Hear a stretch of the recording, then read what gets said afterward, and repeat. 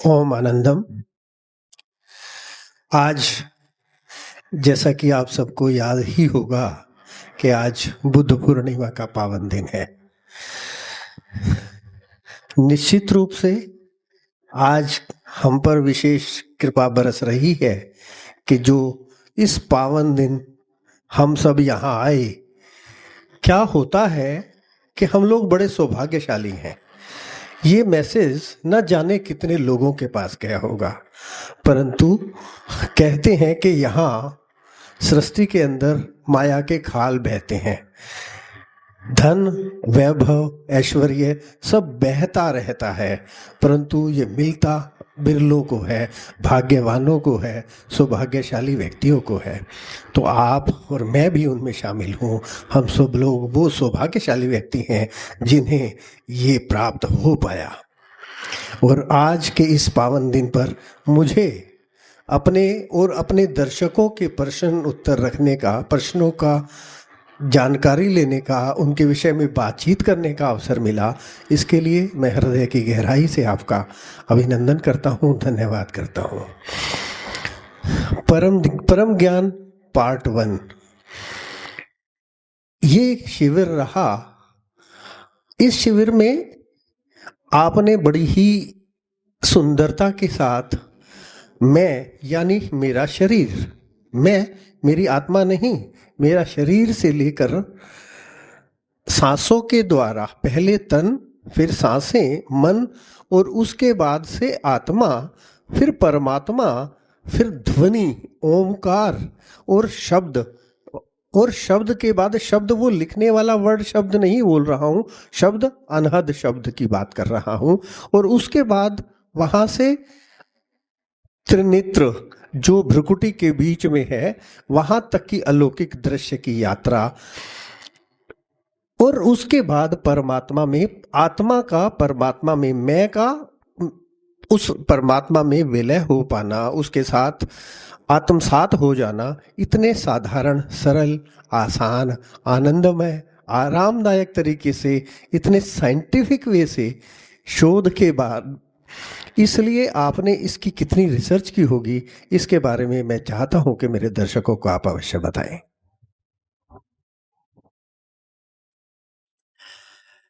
ओम आनंदम। जो आज इस कार्यक्रम में बैठे हैं उनका स्वागत तो है ही, और साथ में जो नरेश बंसल जी जो आज इस पूरे कार्यक्रम से संबंधित जो विषय इन्होंने रखा है, क्योंकि ये 3 दिवसीय परम ज्ञान पार्ट 1 से संबंधित यात्रा का पूरा जिक्र किया, और इस पूरी रिसर्च और इस पूरी प्रणाली, इस पूरी जो प्रक्रिया है कि वो शोध, वो ऐसी प्रक्रिया, ऐसी कैसे ये सब चीजें हुई, इस विषय पे बस प्रकाश मैं ये डालना चाहूंगा कि ये यात्राएं पिछली यात्राओं से जुड़ी हुई यात्रा इस जीवन की है, और साधना का संबंध तो पता नहीं कितने जन्मों से रहा है, लेकिन इस जन्म में जो मुख्यतः घटना घटनी थी वो घटी, और उस घटना से पहले बहुत शोध हुए हैं और बहुत जगह जाना भी हुआ है। जो भी स्पिरिचुअल, आध्यात्मिक अनेकों ऐसी संस्थाएं, और वहां जाके बस यही देखना था कि लोग क्या करा रहे हैं, लोग क्या कर रहे हैं।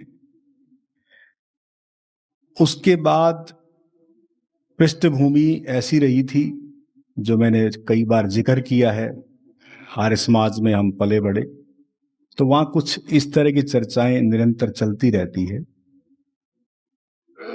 तो बहुत सारी चीजों का मिश्रण और फिर उस पर रिसर्च, खोजबीन करते करते एक ही चीज पर निष्कर्ष पहुंचा कि मुझे जानना है, स्वयं को जानना है, और उस स्वयं को जानने के लिए क्या करना है तो उस पे एक अपना पूरा मंथन चला और एक आइडियोलॉजी, लगभग जब मैं 8वीं में था, एक मेरे साथ घटना घट जाती है।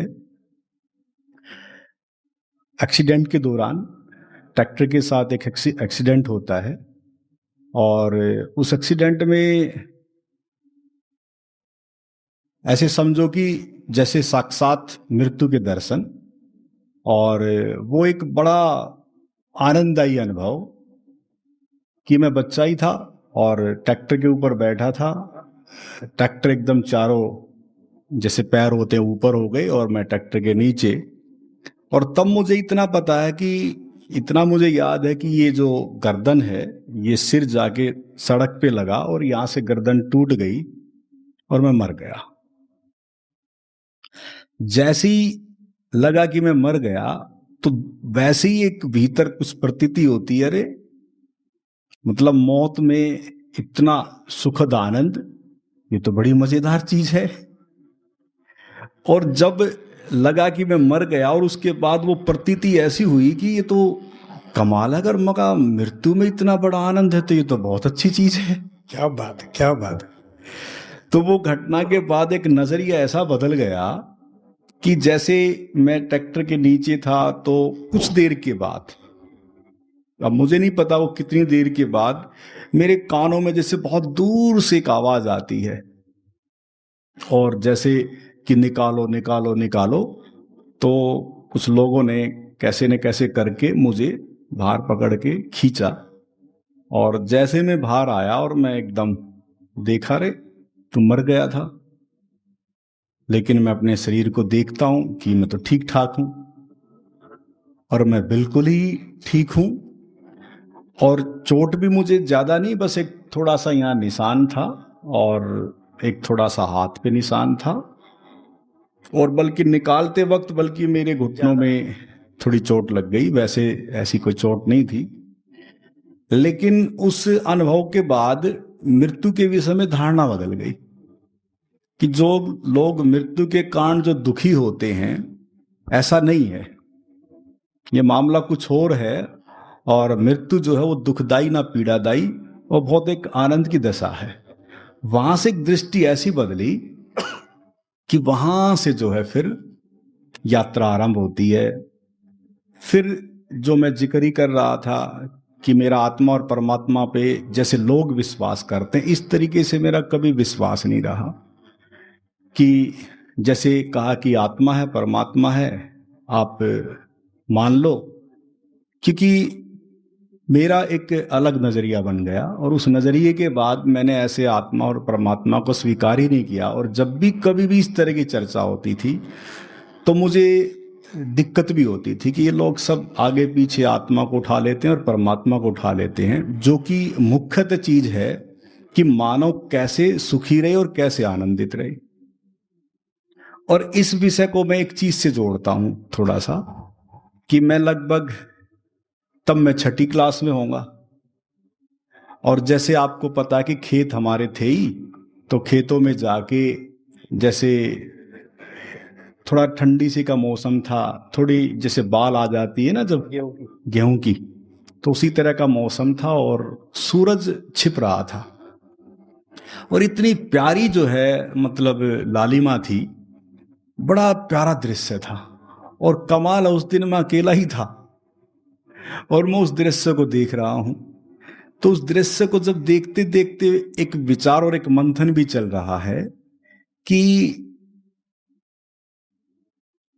जो मैं अपने घर परिवार में देखता हूं झगड़े, क्योंकि संयुक्त परिवार था, लगभग 18-19 लोग इकट्ठे ही रहते थे परिवार में। Very great. तो आपस में झगड़े आपको पता ही है कि कुछ ना कुछ किसी न किसी बात पे होते रहते हैं। और फिर वो झगड़े घर में क्या मैं देखता हूँ अड़ोस पड़ोस में भी होते ही रहते थे। तो मुझे दिक्कत होती थी कि ये झगड़े क्यों होते हैं। तो और तो कुछ आया नहीं उस समय, जैसे फिल्में आती थी, ब्लैक एंड वाइट टीवी होते थे, कहीं जाके हम फिल्म देखते थे। तो फिल्मों में आपने देखा होगा कुछ ऐसी फिल्में थी जो देवताओं से संबंधित, भगवानों से संबंधित होती थी। और जब कोई भक्ति करते थे तो कहते थे कि बोलो क्या मांगते हो बच्चा। तो ऐसी कुछ मूवी देखी कई बार। तो मेरे ख्याल में जब उस समय एक बात आई कि अगर काश ऐसा कुछ है मान लो हाल में विश्वास नहीं था इन चीज़ों पे, लेकिन फिर भी एक ख्याल आया कि काश अगर ऐसा है और कोई आके कहे कि बोलो बच्चा क्या मांगते हो, तो मैं कहूँगा कि भाई कहीं भी किसी तरह का भी झगड़ा ना हो। क्या बात है। और उसके लिए क्या किया जाए कि जैसे वो मुझे शक्ति दे दे। बच्चा था ऐसे ही सोचेगा कि भी मुझे ऐसी कोई पावर या ऐसी कोई शक्ति दे दे, और जो ये लाली माँ थी ना जो ऊपर जो आसमान में, और मुझे वहां बैठा दिया जाए, और वहां बैठा दिया जाए, और वहां से अगर मान लो पृथ्वी पे कहीं भी कोई झगड़ा हो रहा है तो मैं कहूँ कि अरे नो, नहीं झगड़ा नहीं होना चाहिए, सब शांत, और वो सब शांत हो जाए। तो बचपन था, बचपन में ऐसी कुछ ख्याल आते रहते थे, तो इसलिए बस मेरे अंदर एक ही चीज है कि हम इन आत्मा और परमात्माओं के विषय पे चर्चा तो करते हैं, लेकिन जीवन में बहुत अमंगल है, बहुत दुख है, बहुत दिक्कत है, तकलीफें, चारों तरफ झगड़े हैं। तो मैं चाहता था कि आदमी कोई परेशान ना हो, कोई दुखी ना हो, ये झगड़े ना हो, शांत हो सब। तो यही जो है सोच सोच के मैं केवल मन पे ही काम करता रहा लगभग 25 सालों तक। और उस मन पे जब मैंने काम किया तो मैंने कहा कि कुछ नहीं है, ना कोई आत्मा ना परमात्मा, केवल मन है जो विचार करता है, मन ही है जो आपको दिक्कत में लेके जाता, मन ही है जो आपको दुखी करता, और मन ही है जो आपको सुख में लेके जाता है। तो मन पे इतना मंथन चला, इतना मंथन चला, 25 सालों तक मैं उसी धारणा पे रहा जो मैंने आपको बताया था। क्या धारणा थी कि जो परमात्मा ने नहीं बनाया, परमात्मा को किसने बनाया? मुझ में इंसान के द्वारा परमात्मा है, न कि परमात्मा के द्वारा हम सब हैं। तो ये जो धारणा लोगों को ऐसी लगी कि ये तो भाई मां नास्तिकता की है, तो मैंने ये कहा कि ठीक है, अगर ये मां नास्तिकता की ऐसी कुछ धारणा तो मेरे लिए यही उत्तम है, और मेरे लिए यही श्रेष्ठ, और मेरा तो यही परमात्मा, मुझे और किसी परमात्मा की आवश्यकता भी और जरूरत भी नहीं है। और उसी कारण सब ये रिसर्च चलती रही, और धीरे धीरे धीरे धीरे उस समय से यही हो गया था कि कोई ऐसा स्थान बनाया जाए जहां कोई भी किसी भी ऐसी समस्या से ग्रसित है उसका समाधान हो सके। और फिर धीरे धीरे, आपको पता ही है कि धीरे धीरे सब परिवर्तनशील होता है, कभी फिर जीवन में कुछ होता है, फिर कुछ होती हैं चीजें, फिर चलते चलते चलते चलते 2003 में हमने अपनी संस्था का नाम भी रखा था आत्म रिसर्च संस्थान, यानी कि स्वयं की खोज। और फिर देखा कि स्वयं की खोज कोई रजिस्टर होने में शायद कोई दिक्कत थी, कि बोले कि इसमें कुछ रिसर्च शब्द लगा हुआ है, तो हमने फिर इसको आनंद में जीवन धारा के नाम से इसको कर दिया। और तब से 2009 से आनंद में जीवन धारा के नाम से आपकी संस्था चल रही है। और यहाँ जो भी आप कार्यक्रम कर रहे हैं, साथ में आप भी बैठे हैं और साथी मित्र भी बैठे हैं, तो इस पूरी प्रक्रिया का जो निचोड़ आपने पूछा कि ये कैसे शोध हुआ, कैसे रिसर्च हुई, इसमें सब चीजें हैं।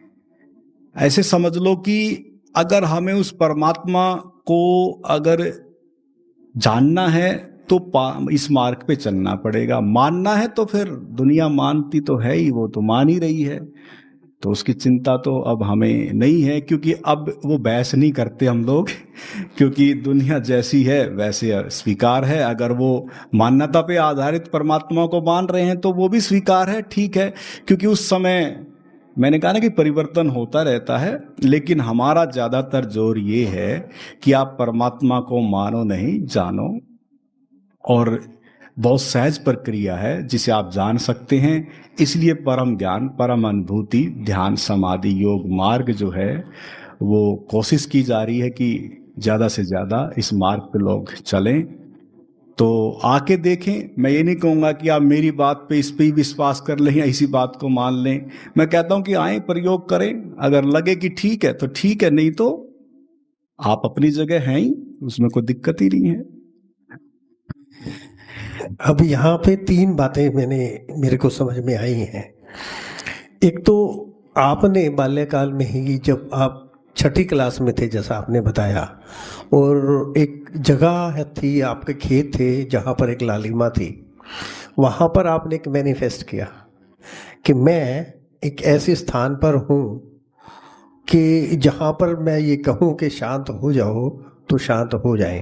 तो मैं जानता हूँ कि यहाँ पर बहुत सारे लोग, नई पीढ़ी के लोग बैठे हैं, और आज का बहुत ज्वलंत आज के दिन चर्चा में रहता है ये मैनिफेस्टेशन कि आप लॉ ऑफ अट्रैक्शन, आप किसी चीज़ को जानो, आप किसी चीज़ को चाहो, दिल से चाहो। और एक पिक्चर भी आई थी ओम शांति ओम, जिसका एक बहुत सुंदर डायलॉग भी है, आप यदि किसी चीज़ को शिद्दत से चाहो तो पूरी कायनात आपके लिए काम करती है। तो निश्चित रूप से आपने उस समय एक खेत के अंदर एक सूर्य की लालिमा, भगवान की लालिमा, जैसे सूर्य की लालिमा तो भगवान को भगवे से भी के साथ भी जोड़ा जाता है। तो उस लालिमा के सामने जब एक अबोध बालक ने ऐसा प्रण किया या ऐसी सोच इच्छा जाहिर की सृष्टि के सामने, तो निश्चित रूप से फलीभूत हुई। तो हम भी आज यहाँ पर जो लोग बैठे हैं, तो वो यदि कोई बात मैनिफेस्ट करते हैं, तो क्योंकि आज बुद्ध पूर्णिमा का दिन भी है, तो निश्चित रूप से वो स्थिति, वो चीज़ें हमारे साथ भी घटित हो सकती हैं। दूसरी बात आपने कहा, मृत्यु बहुत आनंददायी थी है। आपने जब अनुभव किया कि मेरी मृत्यु, जब आपकी मृत्यु हुई तो आपको लगा कि मुझे बहुत आनंद की अनुभूति हुई। निश्चित रूप से मैं भी यही समझता हूँ कि जो व्यक्ति जाता है इस धरती से, इस पृथ्वी से, वो तो चला जाता है, परंतु दुख या जो संताप होता है उसको बिछुड़ करके जाने का भी जो दुख होता है। आपने पिछले कार्यक्रम में एक क्रिया करवाई थी कि सपोज कीजिए आप मर गए हैं, तो आप ये देखिए कि आपके जो चाहने वाले हैं, आपके जो परिवार के लोग हैं जिनसे आप प्यार करते हैं या जिन्हें आप प्यार करते हैं, तो उनका क्या। तो मैं उस दिन मैं मृत्यु को हमेशा बहुत आनंददायी समझता था उससे पहले, और मैं समझता था कि मेरी सब जिम्मेदारियां पूर्ण हैं और अब मैं खुशी खुशी उसका स्वागत करने के लिए तैयार हूँ। परंतु जब वो क्रिया हुई, मैंने वो प्रश्न कर नहीं पाया झिझकवश या किसी और कारणवश, परंतु आज आपने मुझे अवसर दिया और आज वो विषय भी आपने चलाया, तो फिर मेरी वो गूज बम्स फिर से दोबारा इकट्ठे हो गए, रोंगटे खड़े हो गए। तो उस दिन जब आपने वो क्रिया कराई थी तो मेरी आंखों में से, उसके बाद भी जो कार्यक्रम कराए थे, तो मैं उनमें रोता ही रहा था अंदर से कि यस, परिवार का क्या होगा, जो मुझे चाहते हैं उनका क्या। तो निश्चित रूप से मेरे लिए तो आनंददायी रहेगी, या जिस व्यक्ति की मृत्यु होती है वो तो उसके पास तो कोई जानने की इच्छा नहीं होती, परंतु परिवार का या उसके मित्रों का, उसके चाहने वालों का क्या, इस विषय में हमें दोबारा मार्गदर्शन करें। बहुत सुंदर प्रश्न, लेकिन बड़ा सरल सा है। जैसे नरेश बंसल जी ने तो जान ही लिया कि मृत्यु आनंददायी है, परिवार के पीछे क्यों रहे।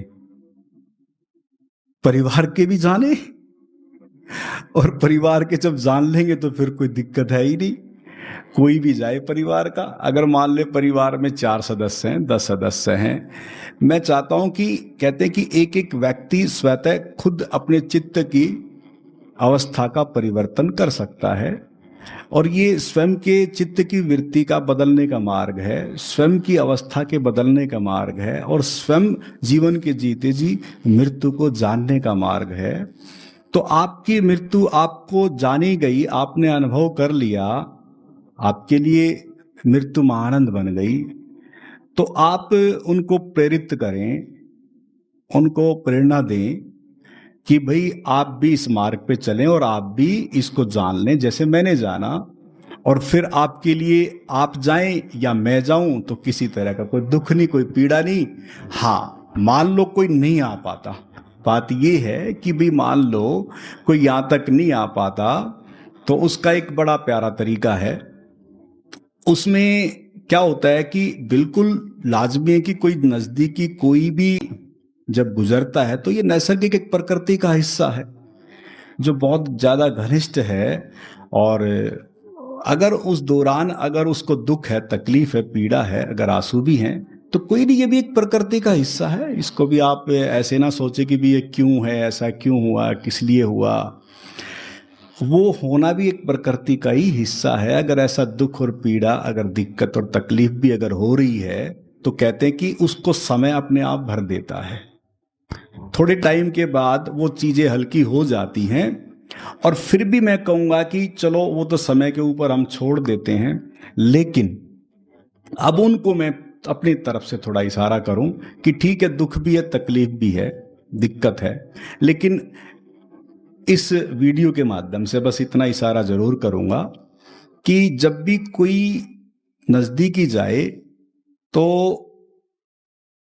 उसको तो पता नहीं कुछ, वो तो गया, ठीक है, लेकिन अति सूक्ष्मातीत रूप से भले ही जो गया है उसको नहीं पता, लेकिन सूक्ष्मातीत रूप से मानस शरीर तक जब तक की जिसकी यात्रा है, तो कुछ समय वो उसके आसपास ही रहती है अवस्था। तो उस समय जो आसपास के साथी मित्र, उनको मैं इशारा कर रहा हूं कि वो प्रेम से विदाई दे। ठीक है, तकलीफ है, दुख है, क्या बात है, क्या पता बात है, लेकिन उसको प्रेम से विदाई दे कि जो गया उसको तकलीफ ना हो। भाई वो तो चला गया, लेकिन उसको आप तकलीफ में हैं, ठीक है, लेकिन अब उसको प्रेम पूर्ण विदाई दें और आनंद से उसको विदाई दें। ठीक है, आंसू भी आ रहे हैं तो भी प्रेम से उसको भेजो। ठीक है, तकलीफ है तो भी आपके भीतर ये हो कि जहां भी आपकी यात्रा है वो अच्छी हो, शुभकारी हो, कल्याणकारी हो। जहां भी आप जाएं, आप हमारी तरफ से, हम ठीक है थोड़ी देर दुख में रह लेंगे, थोड़ी देर तकलीफ आएगी, कोई नहीं, लेकिन आप अब आराम से जाएं, आप शांति से उसको विदाई दें, उसको प्रेम से उसको भेजें। बस इतना ही फिलहाल इशारा है, लेकिन ये इशारा कब तक है? जब तक आप ये परम ज्ञान पार्ट 1 नहीं कर लेते। और मुझे पता है कि जिसने ये कर लिया उसके बाद फिर उसको इस तरीके से विदाई करने की जरूरत भी नहीं पड़ेगी कि दुख में भेजें, कि तकलीफ में भेजें, कि पीड़ा में भेजें, कि वो रोते हुए विदाई करे, या एक अभिनय के द्वारा, या मान के कि चलो भाई बताया है, अब बता रहे हैं तो इसलिए हमने उसको विदाई करनी है। फिर तो अगर उसका ये अनुभव हो गया यहाँ के, तो फिर तो उसको पता है कि सब आनंद में गए हैं, मुझे भी आनंद में ही जाना है।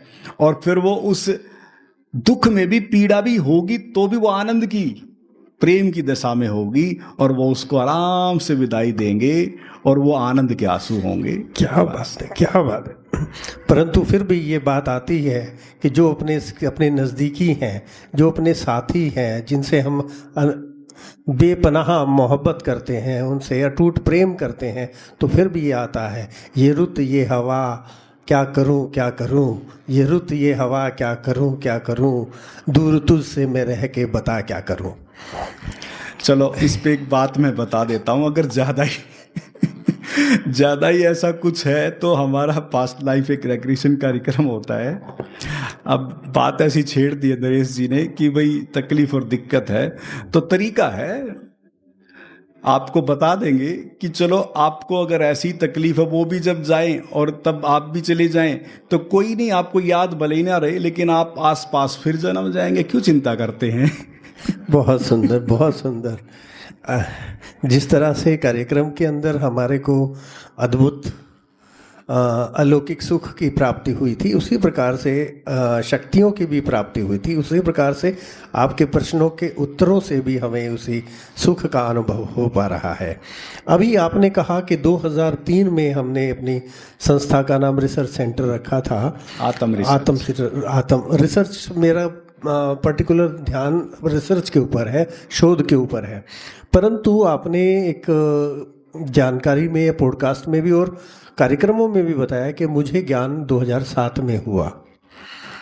क्या कहीं मैं गलत समझ पा रहा हूँ? नहीं, बात आपकी बिल्कुल ठीक है। क्या होता है कि ये जो अस्तित्व है परमात्मा की घटना से पहले कुछ न कुछ तैयारी होती है।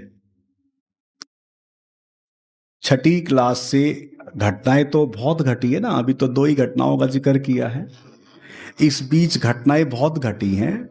और कहीं जाके तब जब बहुत ज़्यादा चीज़ें चलती रही तो 3 में इसलिए संस्था का नाम रखा, क्योंकि मैंने कहा ना कि 25 साल से उसी आइडियोलॉजी पे जो है बहुत ज़्यादा बातचीत होती रही। तो लास्ट में फिर हमने एक ऐसे ही एक कार्यक्रम रखा, और वो कार्यक्रम भी करुणावश और प्रेमवश रखा कि हम जब ये बात बतानी जरूरी हो गई है, क्योंकि हम आर्य समाज में एक प्रोग्राम था, तो उस प्रोग्राम के तहत हमने उनको एक सलाह दी, जैसे एक होते हैं सदस्य मेंबर जो भी सलाह देते हैं, कि हम अपने अपने लोगों से संबंधित कार्यक्रम करके और उत्सव मना लेते हैं। तो मैंने उनको यही सलाह दी थी कि आप एक काम करें, जितनी भी और अदर संस्थाएं हैं, वो ब्रह्मा कुमारीज है या वो निरंकारी वाले हैं या फिर वो चर्च वाले हैं या वो मोमडन है या जो भी अदर्स मतांतर से जुड़े हुए जितने भी हैं, आप उन सबको इनवाइट करें, आप उन सबको निमंत्रित करें और उसमें आप सबको कोई विषय दे दें और वो विषय कॉमन हो जो सबसे संबंधित हो और उस विषय को दे दें और उस विषय पे वो चर्चा करें। ये हमने एक सलाह दी। पहले तो उस सलाह को उन्होंने ओके कर दिया कि ठीक है, तो फिर बाद में मीटिंग चली तो उसमें बोले कि नहीं, ऐसा ठीक नहीं रहेगा, किसी ऐसे मंच पे आके कोई और बोले और पता नहीं क्या बोले, तो ये संभव नहीं है। तो वहाँ के जो भी पदाधिकारीगण थे तो उन्होंने इशारा वैसे ही कर दिया कि ये तो आप कर सकते हो, इस काम को तो आप अपने लेवल पे करो। क्या बात है, एक दिशा दोबारा से मिल रही है। तो मैंने कहा कि नहीं, ये मेरा अभी कोई कार्य नहीं है ऐसा कि मुझे करना चाहिए ये सब। लेकिन क्या हुआ कि अंदर तो कुछ चल ही रहा था ना, तो जब ऐसा कुछ चल ही रहा था तो ऐसे मेरे कुछ यार दोस्त बैठे थे, मैंने ऐसी जिक्र कर दिया कि ऐसा कुछ जो है। एक दोस्त तो इसमें साथ ही था, मित्र था मेरा, जो जीत सिंह है, जो आर्मी में है, और हम दोनों का ही ये था कॉन्सेप्ट कि ऐसा ऐसा प्रोग्राम आर्य समाज के अंदर लोगों को करना चाहिए कि और लोगों तक संदेश जाए एक मैसेज के तौर पे। तो तब ये जब नहीं हुआ तो फिर वो बोले कि आप ही करो। तो मैंने कहा कि भाई हमारा तो इस तरह का नहीं है। लेकिन फिर कुछ और मित्र साथी बैठे तो फिर बोले कि कोई नहीं, एक कार्यक्रम करने में जाता क्या है। तो 2-3 और मित्र थे साथ ही बैठे थे, तो हमने सोचा कि चलो इस पे विचार कर लेते हैं। और विचार करके हमने एक विषय चुन लिया और उस विषय चुन के हमने सोचा कि भाई मतलब प्रचार होगा तो कैसे होगा। तो तब मंथन तो इसी तरह का था, आत्म रिसर्च संस्थान, स्वयं को जानना कि मैं कौन हूँ, क्या हूँ और मेरा वजूद क्या है, ये सब चीज़ें।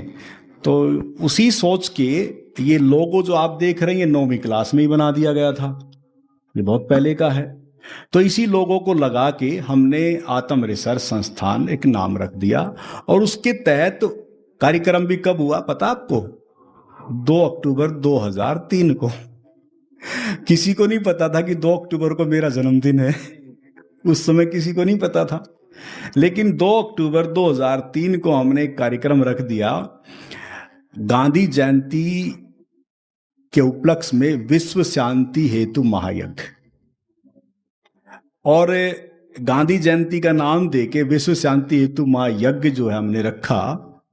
और हमने सभी जो संस्थाओं का जो जिक्र था उस समय, हमने सबको जो है निमंत्रण दिया। और हमें भी नहीं उम्मीद थी कि ऐसा कुछ होगा। और कुछ थोड़ा प्रचार हुआ तो वहाँ लगभग 400-500 लोग इकट्ठे हो गए और वहाँ एक टेंट लगा दिया गया। फिर उसमें जो है लोग आए। तो हमने ज़्यादा लोग तो नहीं चुने, लेकिन 6 लोगों को उस समय चुन लिया कि भाई इस विषय पे ये प्रकाश डालेंगे।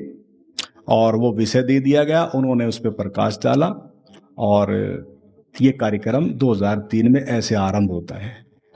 फिर उसी कार्यक्रम में लोग बोले कि भाई ये कार्यक्रम तो बहुत अच्छा है, ऐसे कार्यक्रम तो होने चाहिए। उन्होंने कहा कि ये कार्यक्रम तो जो है आप अगर कर सको तो बहुत अच्छा। तो मैंने कहा कि भाई हमेशा तो नहीं रख सकते, लेकिन साल में ऐसा एक कार्यक्रम हम कर सकते हैं। तो फिर 2 अक्टूबर 2003 से ये कार्यक्रम आरंभ हो गया। और फिर ये 4, 5, 6, 7 और फिर आपके आश्रम का उद्घाटन भी 2 अक्टूबर 2009 को हो गया। Very good, very good, very good.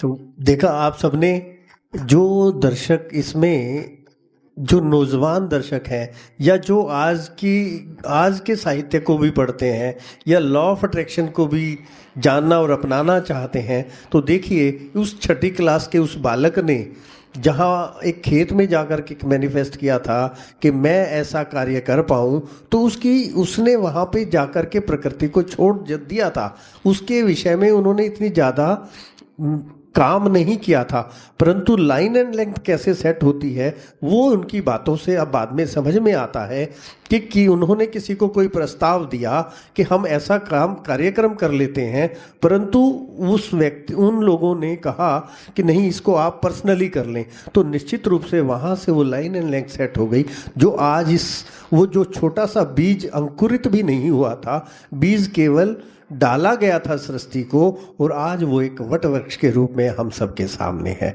हम सब उसके प्रति श्रद्धा से नमन करते हैं। स्वामी जी, जीवन तो वनस्पति में भी है, जीव जंतुओं में भी है, पशु पक्षियों में भी है, लेकिन मनुष्य ही है जिसे एक माइंड दिया गया है, दिमाग दिया गया है, और मनुष्य ने इसका उपयोग भी किया है, परंतु उसका दुरुपयोग भी हो गया है, जिसके प्रभाव से न केवल उसके स्वयं के ऊपर पड़ा, बल्कि समाज, देश, राष्ट्र और सृष्टि तक पर भी पड़ा। तो उसका दुष्प्रभाव जो पड़ा उस सब पर पड़ा। उसी को पुनर्निर्माण करने का जो महत्वपूर्ण काम, उसको पुनर्जीवित करने का जो काम आप करते हैं, उसके लिए मैं आपको साधुवाद देता हूं। अब बात ये है इसमें कि मैं और आप, मैं और दूसरा सामने वाला, उसमें क्या रहता है, जो काम मैं करता हूं, यदि मैं प्रेम करता हूं, मैं किसी से प्रेम करता हूं तो मैं उसको प्रेम कहता हूं, और मैं सामने वाला अगर कोई प्रेम करता है तो मैं उसको वासना कहता हूं। अगर मेरा भाई किसी को 2 थप्पड़ लगा देता है तो मैं उसको वीरता कहता हूं। अगर मेरे भाई को 2 थप्पड़ लगा देता है तो मैं उसको अहिंसा कहता हूं, उसको क्रोधित कहता हूं। इसी प्रकार से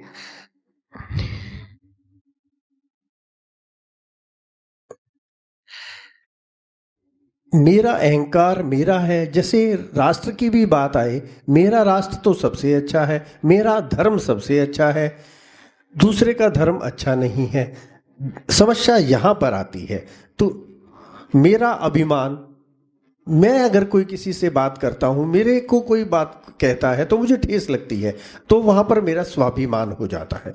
जब दूसरे की कोई बात होती है तो उसका अपमान हो जाता है। तो ये बात ना केवल मेरे लिए है, जब सामने वाला अपनी बात वो करता है तो वो अपनी बात को कहता है, ये मेरा प्रेम है और आपकी वासना है, मेरा स्वाभिमान है और आपके लिए अपमान है।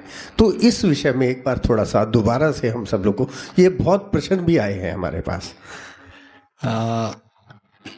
एक ही प्रश्न में बहुत सारी चीजें आ गई हैं, तो इसको एक तरीके से हल कर लेते हैं। बार बार मैं की बात आ रही है, और एक मैं है जो हमारा नेगेटिव फोर्स से जुड़ा है, और एक मैं हमारा सकारात्मक यानी कि पॉजिटिविटी से जुड़ा है। दोनों जगह मैं है, और इसी मैं के लिए हम यहाँ बैठे हैं कि ये व्यक्ति के भीतर से, ये चित्त के भीतर से मैं कैसे गिरे।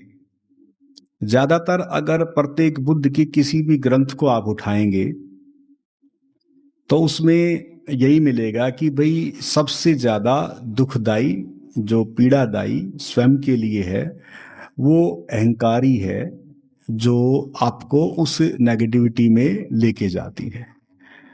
तो उन्होंने ये कहा कि जब भी आप किसी भी कांड जब उस रूप में होते हैं तो एक किस्म से अपने लिए भी हिंसा है, और उसी के बाद फिर दूसरे के लिए भी वो हिंसात्मक स्थिति या कारण बन जाता है। अपने लिए तो है ही है, लेकिन वो दूसरों के लिए भी एक वही रूप बन जाता है। तो उन्होंने कहा कि इसका क्या इलाज है, इसका क्या तरीका है कि भाई ये नेगेटिविटी ही जो ईगो जो कारण है उसका बहुत बड़ा, तो इसका इलाज किया जाए। तो इसी पे सबका जोर रहा कि भाई भगवान बुद्ध भी कहते हैं कि ये अगर गिर जाए तो जीवन सुखदायी हो जाएगा। अब इसी पे सभी बुद्ध पुरुषों का जोर रहा, और फिर वही ग्रंथ बन गए हैं, और उन्हीं ग्रंथों की फिर जो है बहुत सारे अनेकों रूपों में कथाएं होती रहती हैं। और अगर जैसे आचार्य रजनीश को अगर हम लें, ओशो को लें, तो उनके प्रत्येक लेक्चर में सारी समस्याओं की मूल और जड़ यही मिलेगी कि भाई आगे पीछे अहंकार ही आता है। तो जब इस पे बहुत ज्यादा रिसर्च चली मेरी स्वयं की, तो मैंने भी पाया कि हाँ, डंग डंग पे दिक्कत और समस्या तो यही है, और इसी से संबंधित चारों तरफ आप देखते हैं कि वो एक छोटी सी घर की समस्या है, या दो मित्रों के बीच समस्या है, या फिर वो सामूहिक कोई बड़े लेवल पे समस्या है, या फिर वो गांव की समस्या है, या फिर वो राष्ट्र की समस्या है, या फिर वो हो सकता है कि पूरी पृथ्वी की समस्या बन जाए। अब बात रही कि हम इसको दूसरे वे से भी समझ सकते हैं कि अहंकार सुरक्षा चाहता है, यानी कि अपने आप को बचाना चाहता है। आप भी अपने आप को बचाना चाहेंगे कि भाई मैं बचा रहा हूं कैसे न कैसे। उस बचाने के चक्कर में ही फिर हमें अपनी सुरक्षा करनी पड़ती है कैसे न कैसे। वो फिर धीरे धीरे ऐसे समझ लो कि आदिवासियों ने छोटे छोटे पहले अपने बाड़े बनाए होंगे या अपनी कुछ गुफाएं बनाई होंगी केवल अपने आप को बचाने के लिए। फिर धीरे धीरे देखा कि भाई और आके दिक्कत और तकलीफ पहुंचाते हैं, तो उनके बचाने के लिए कुछ और इंतजाम किए। फिर धीरे धीरे देखा जाए तो इसी चीज के चक्कर में फिर उन्होंने और कुछ इंतजाम किए, कुछ हथियारों का बनाने का आरंभ किया। फिर धीरे धीरे वो हथियार किस रूप में बदल गए वो भी अब आप देख रहे हैं। केवल जीवेशना, जीवन को बचाने के लिए, यानी कि अपने आप को, मैं को बचाने के लिए। जैसे अभी पीछे आपको पता ही है कि यूक्रेन का और रूस का युद्ध हुआ, तो अब पुतिन जी कहते हैं कि भाई अगर रसियन ही नहीं बचेगा तो फिर पृथ्वी की जरूरत क्या है। बोला हम पृथ्वी को ही समूल नष्ट कर देते हैं। अब ये कितनी बड़ी बात है। केवल एक समूह की जीवेशना, जीवन शक्ति अगर नहीं बच रही तो कह रही हैं उनका, अब मैं क्या कह रहा है, क्योंकि वो शक्तिशाली हो गए, उन्होंने अपनी इतनी शक्ति अर्जित कर ली है। वो क्या कह रहे हैं कि हम ठाके सभी को ही, पूरी पृथ्वी को ही खत्म कर देते हैं, क्या जरूरत है। वो कर सकते हैं, उनके अंदर क्षमता है, ऐसी कुछ साधु सामग्री तैयार कर रखी है। तो सारा का सारा बड़े लेवल की समस्या है या फिर वो छोटे से छोटे लेवल की समस्या है। सब जगह जीवन को बचाने के लिए जो सुरक्षा कवच है वो मैं के कारण और अहंकार के कारण ही मानव बचना चाहता है। तो ये अच्छी चीज, क्योंकि आप अपने आप को बचाते हैं इस मैं के कारण, इस अहंकार के कारण, इस जीवन को बचाने के कारण आप सुरक्षा करते हैं अपनी। है तो अच्छी चीज, सकारात्मकता का भाव है। वैसे देखा जाए तो जीवन तो बचाना चाहिए, लेकिन वो धीरे धीरे क्या रूप ले गया, वो क्या रूप बनता जा रहा है, इसको मैं यूं कहूंगा कि जो बुद्धि है, ये बुद्धि ही खुद, जो आपने भी जिक्र किया कि मानव तो बड़ा बुद्धिशाली है, मैं कहता हूं कि इस मानव की ये बुद्धि विकसित ना होती, ये आदि मानव ही रहता तो अच्छा था। इसको थोड़ा समझो। लेकिन वो रह नहीं सकता, क्योंकि ये इस प्राणी की प्रकृति ऐसी है कि उसका विकास होना ही है, उसकी बुद्धि विकसित होनी ही थी। और उस बुद्धि के विकसित होने में आप और हम कुछ कर ही नहीं सकते, क्योंकि ये प्रकृति का हिस्सा है। और जब आप और हम कुछ कर ही नहीं सकते, और वो जब बुद्धि विकसित हो गई, तो आ बैल मुझे मार की कहानी खुद व्यक्ति तैयार कर रहा है।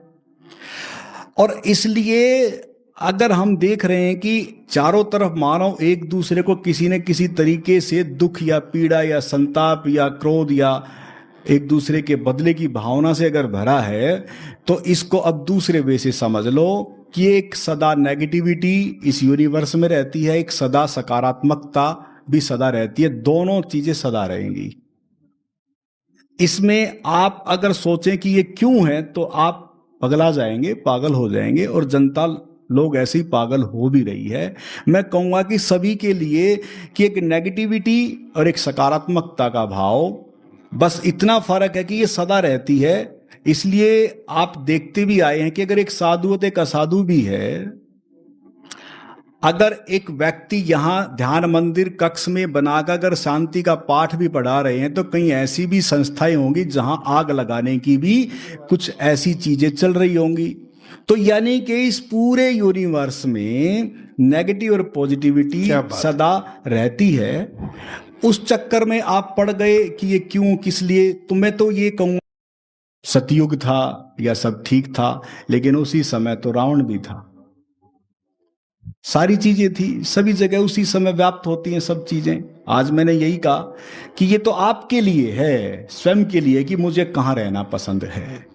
अगर आपको उस तरफ जो एक नेगेटिविटी है उस तरफ पसंद है कि इस तरफ पसंद है, किसी से पूछोगे कि नहीं वहां तो रहना ही नहीं, यहीं रहना है, तो इसका मतलब आपका स्वभाव, आपकी प्रकृति वहां रहने की है ही नहीं, यहीं रहने की है। तो इसलिए बस हमारा तो इस तरफ जाने का इशारा है कि मैं तो कहूँगा कि जन जन इस तरफ आ जाए। बहुत से कहेंगे कि आप तो कहते हैं कि सदा नेगेटिव और पॉजिटिव सदा रहता है। ठीक है, वो तो पलड़ा बराबर रहेगा। मैं कहता हूं कि क्यों चिंता करते हो, एक पृथ्वी थोड़ी ना है, क्या अनेकों पृथ्वियां इस पूरे यूनिवर्स में।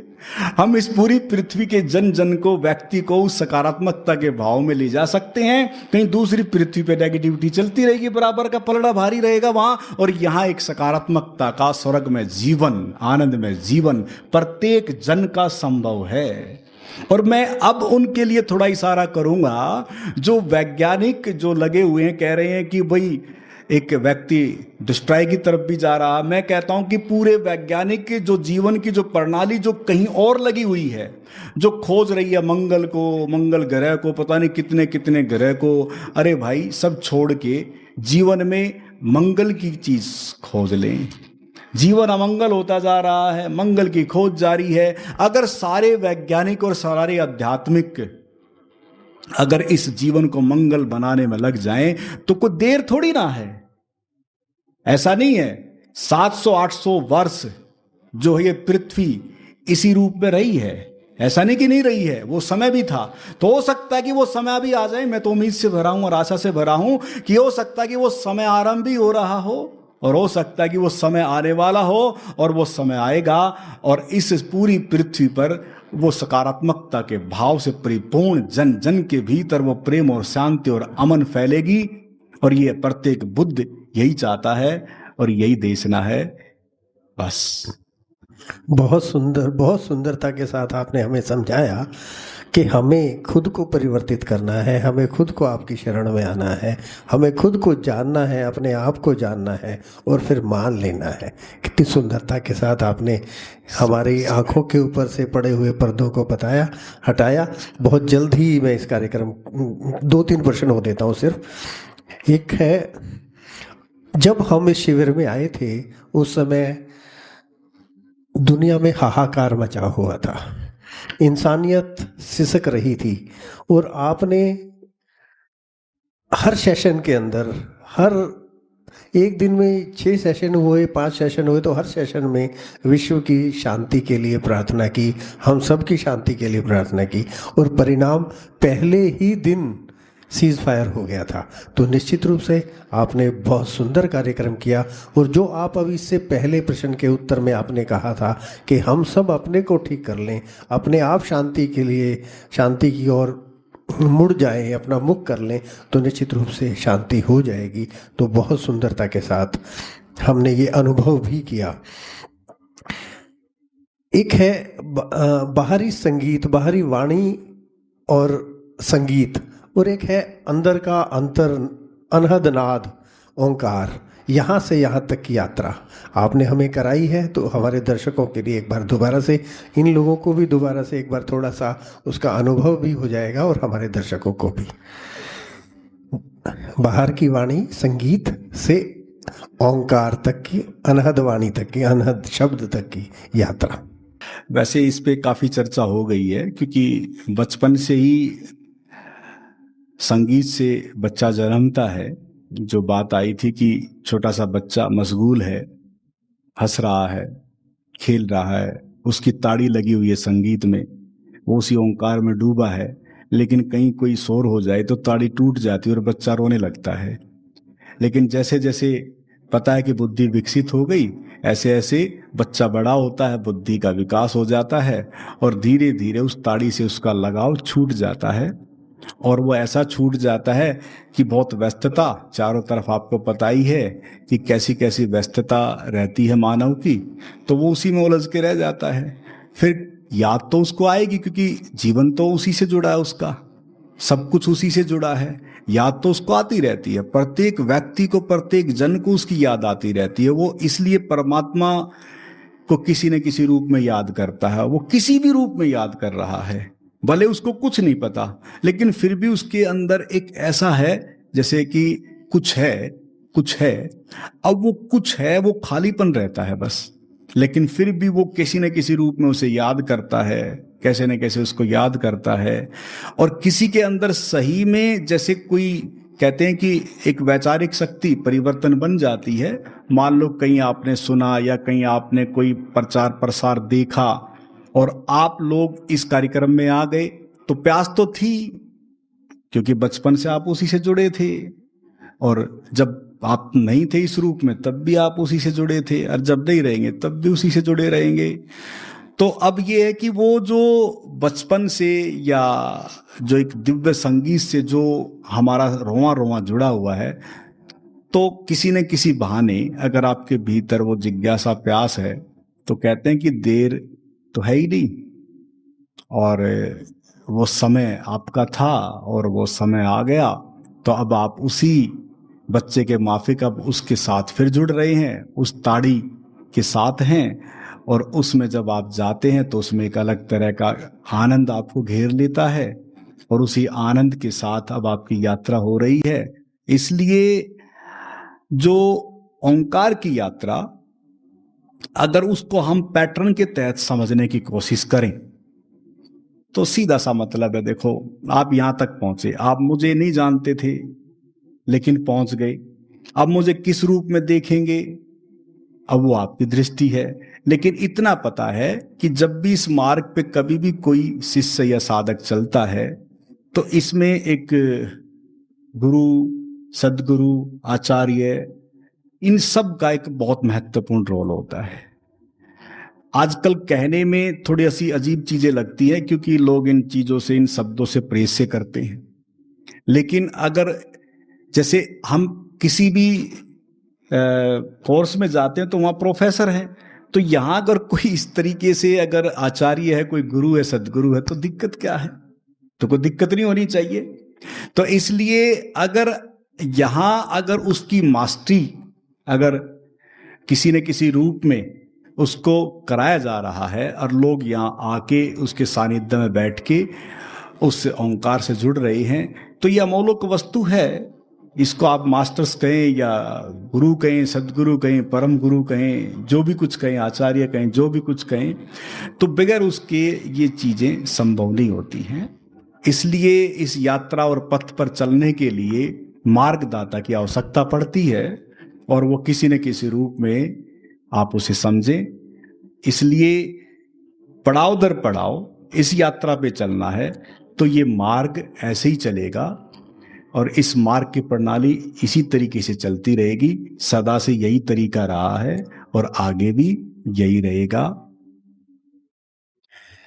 बुद्ध के समय में जो भी बुद्ध के पास जाता था, उसके पिता ने, उसके भाइयों ने, उसके लोगों ने उनको मारने के लिए या उनके पागल हाथी को भेजा, और बहुत सारी चीज़ें ऐसी की, पहाड़ से धकाने की कोशिश की, बहुत सारे काम किए।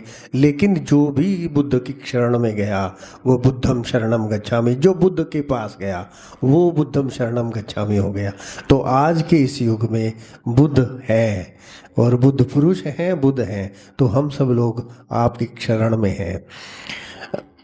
एक बात, प्रश्न होता है कि मनुष्य ने परमात्मा को बनाया, हमने रिकग्नाइज किया परमात्मा को।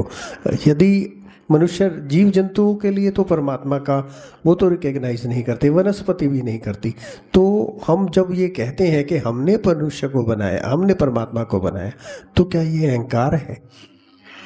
नहीं, इसको ये तब तक अहंकार था। मैंने कहा ना कि 25 सालों तक की ये यात्रा रही है। मैं कहता हूँ, मैंने पता था कि हाँ, इससे आगे तो कोई कुछ बोल नहीं सकता। तो ये उस तल पे मेरा अहंकार था कि मुझे ये ज्ञान बोध हो गया, और मैं इस ज्ञान के कारण लोगों को परास्त करता जा रहा हूँ। साक्षात्कार में कोई भी मेरे से बहस कर रहा है तो वो मेरे से मतलब आगे नहीं जा सकता। तो इसी कारण मुझे इस आइडियोलॉजी या जो मेरी रही, इसके कारण मुझे अहंकार तो हो ही गया था। और मैं उस ज्ञान के कारण ही इतना अहंकारी हो गया था। तभी तो मैंने कहा कि जब वो घटना घटी तब पता चला कि क्या फन्ने खा बना हुआ था। तो ये कि मैंने परमात्मा बनाया, ये एक केवल विचारिक एक धारणा थी। और वो वैचारिक जो धारणा वो कब टूटी? 17 मार्च 2007 को जब घटना घटी। तब फिर ये वक्तव्य थोड़ी ना रहे, वो वक्तव्य तब तक थे। उसके बाद फिर वो वक्तव्य सब बदल गए। उसके बाद तो वक्तव्य अब आप देख ही रहे हैं सारा का सारा। अब सब क्या हो रहा है, अब तो रूबरू कराया जा रहा है। अब तो ये कहा जा रहा है कि आओ परमात्मा से मिलन करो, और वही है सब करता धरता, वही है सबका निर्माता, और वही है चलाने वाला, वही है बनाने वाला। लेकिन अब ये धारणा गलत हो जाती है कि कोई अलग से बैठा है। ये गलत है। कोई अलग, कोई ऐसा नहीं है कि कोई व्यक्ति के तौर पे या कोई ऐसा परमात्मा बैठा है। ये धारणा गलत है। और 99 आध्यात्मिक या ऐसे धर्मस्थलियों पे यही धारणा है कि कोई ऐसा व्यक्ति के तौर पे परमात्मा बैठा और वो सब चला रहा है। इसलिए मैंने कहा कि कण कण में परमात्मा नहीं, कण कणी परमात्मा। इसलिए वो कण कण परमात्मा क्या रूप, अब आप जान ही रहे हैं उसका रूप और स्वरूप क्या है। अब आपको पता ही लग चुका है। अब मुझे ज्यादा इस पे प्रकाश डालने की जरूरत नहीं है। मैं तो कहता हूं कि आए और उसे जानें, उसे अनुभव करें और उससे मिलन मनाएं। अब वो बात खत्म हो गई, वो वहां तक की बात थी। लेकिन वो बात बीच बीच में आएगी। अगर मेरे से आप इस तरह की बातें करेंगे तो बात आएगी भी, उठेगी भी। ये समझाने के लिए है वो। मेरा सेकंड लास्ट क्वेश्चन है, ध्यान से है। ध्यान से शांति, हम सब जानते हैं कि ध्यान से हमें शांति मिलती है, हमारा चित्त शांत होता है। जीवन में जो भी भौतिक वस्तुओं को भी, आज हम सब लोग भौतिक वस्तुओं के, मेटेरियलिस्टिक चीज़ों के लिए लालायित हैं, उत्साहित हैं, प्रोत्साहित हैं। हम सब लोग अधिक से अधिक वैभव, धन, नाम, सब कुछ पाना चाहते हैं। तो ये कैसे संभव हो सकता है? ये केवल ध्यान के माध्यम से। जब हम शांत चित्त होते हैं तो हमारा स्वास्थ्य अच्छा होता है। जैसे हम सब ने अनुभव भी किए थे कि हमारे को स्वास्थ्य लाभ भी हुआ है। हमारे निर्णय लेने की क्षमता, आज वो दो भाई नहीं है जिन्होंने पूछा था कि निर्णय कैसे लें, कब लें, तो निर्णय लेने की क्षमता भी आती है। समस्याओं का समाधान भी आसानी से हो जाता है। और कुछ जो कुछ भी हम पाना चाहते हैं तो हमारी कार्य क्षमता में, हमारी शारीरिक क्षमता, कार्य मानसिक क्षमता सब बढ़ जाती हैं। तो मैं ये गुरुजी से पूछना चाहता था, परंतु उसका उत्तर उसमें अपने आप ही निकल करके आ गया कि जब हम ध्यान करते हैं तो सब चीज़ों को पाना बहुत आसान हो जाता है। केवल भगवत प्राप्ति ही नहीं, भौतिक वस्तुओं को प्राप्त करना भी बहुत आसान हो जाता है। शारीरिक सौष्ठव, मानसिक संतुलन या कुछ भी जो भी हम पाना चाहते हैं। अंत में गुरुजी एक क्वेश्चन और आता है, वो मेरा निजी क्वेश्चन है। भाव आता है कि देह दान किया जाए, इस विषय में थोड़ा सा रोशनी डालें कि क्या उचित है या अनुचित है? नहीं, आज की व्यवस्था ऐसी है, उस व्यवस्था में देह दान के कारण शरीर के बारे में रिसर्च चलती रहती है। और आज बीमारियां ऐसी है, उन बीमारियों की खोजबीन में एक मदद मिलती है। तो अगर कोई देह दान अगर करता है तो उसमें कोई गलत नहीं है, वो कर सकता है, बिल्कुल कर सकता है। इसमें आध्यात्मिक और स्पिरिचुअल जो धारणाएं हैं, ऐसा कुछ कोई अड़चन नहीं है। वो बिल्कुल, अगर उसका मन है, भाव है कि किसी न किसी के काम आए। और शरीर तो मिट्टी हो जाता है, जो सब कुछ खत्म। शरीर तो शरीर है, ये तो यंत्र है। जैसे मशीन बंद तो बंद, और अब केवल मन है, वो गया, और आत्मा हो गई। मन बुद्धि संस्कार आत्मा के कवच है, वो साथ रहते हैं, उसकी चिंता ही नहीं करनी। वो सब सूक्ष्म रूप से व्याप्त है। शरीर एक यंत्र है, वो मिट्टी हो जाएगा। वैसे भी अगर दान नहीं करेंगे तो भी आप उसको छोड़ दो, तब भी वो समाप्त हो जाएगा, अपने आप से भी होगा समाप्त। थोड़ा समय लगेगा, भाई इतना ही है।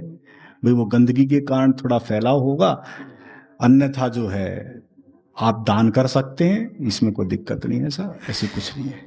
स्वामी जी ने हर प्रश्न का इतनी सुंदरता के साथ, इतने भावपूर्ण से उत्तर दिया कि निश्चित रूप से हम सब लोगों को इसका बहुत लाभ मिला है। आगे भी हम अपने दर्शकों के लिए इस प्रकार के कार्यक्रम आयोजित करते रहेंगे और मेरा विश्वास है कि अभी भी आपके कोई प्रश्न अधूरे रह गए होंगे तो निश्चित रूप से आप मुझे लिखेंगे, मुझे कमेंट करेंगे और मुझे बताएंगे, तो हम स्वामी जी के साथ दोबारा से साक्षात करेंगे। और आप सब ने, स्वामी जी ने मुझे समय दिया, उसके लिए हृदय की गहराइयों से आभार, अभिनंदन, स्वागत, धन्यवाद, नमस्कार। ओम आनंद। ओम आनंदम।